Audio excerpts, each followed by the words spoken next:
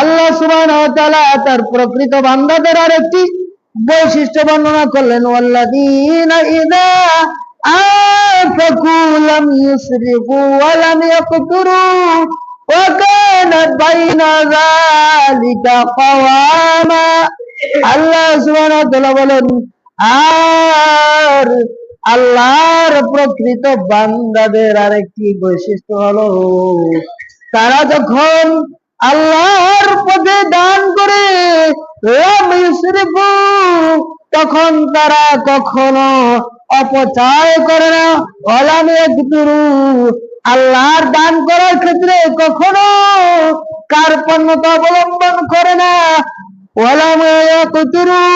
কার্পণ্যতা অবলম্বন করে না। ওয়াকানা বাইনা যালিকা কাওয়ামা, আর এই দুই জিনিসের মাঝামাঝি অবস্থায় তারা অবস্থান করে।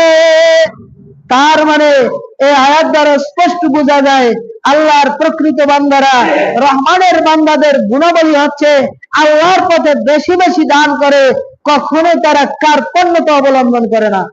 এজন্য আমাদেরকে আল্লাহর পথে বেশি বেশি দিতে হবে, কি হবে না? বেশি বেশি আল্লাহর পথে দান করতে হবে, মসজিদ মাদ্রাসা দান করতে হবে, অসহায় ব্যক্তিদেরকে দান করতে হবে, গরিব দুঃখীদেরকে দান করতে হবে।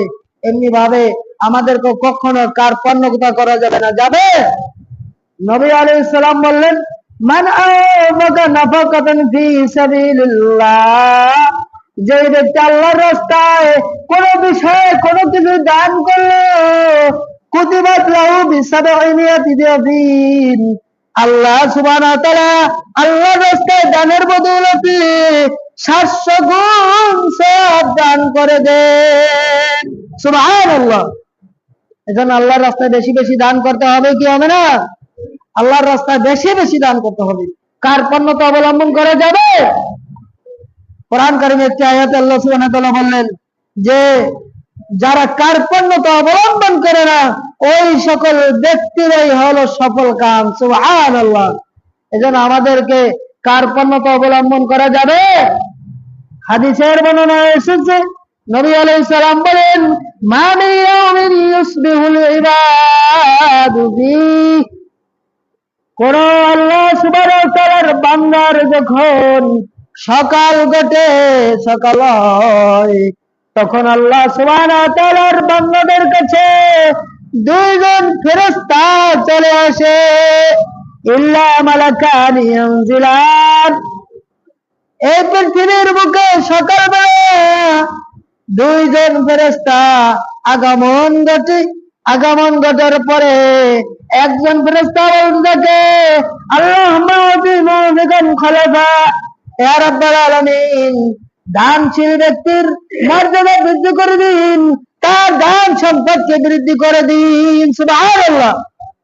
এমনি ভাবে অপর ফেরেশতা বলতে থাকে, আল্লাহুম্মা আতি মুমসিকান তালাফান, ইয়া রাব্বাল আলামিন, যে ব্যক্তি দান করে না, কার্পণ্য ব্যক্তি, ওই ব্যক্তির দান সম্পদকে কমিয়ে দেন। নাউযুবিল্লাহ। এজন্য বেশি বেশি আল্লাহর পথে দান করতে হবে, কি হবে না? বেশি বেশি দান করতে হবে, কার্পণ্যতা অবলম্বন করা যাবে না। এমনি ভাবে কখনো অপচয় অপব্যয় করা যাবে না। যাবে? অপব্যয় করা যাবে না। আল্লাহ সুবহানাহু ওয়া তাআলা অপব্যয়কারী ব্যক্তিকে ভালোবাসেন না।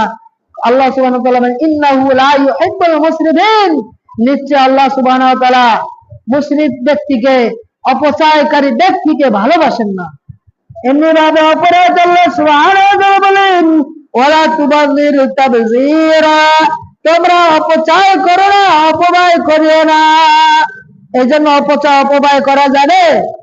আল্লাহ সুবহানাহু ওয়া তাআলা বলেন যে অপচয়কারীরা হলো শয়তানের ভাই। অপচয়কারীরা কার ভাই? শয়তানের ভাই। এজন্য কখনো অপচয় করা যাবে? অপচয় করা যাবে না।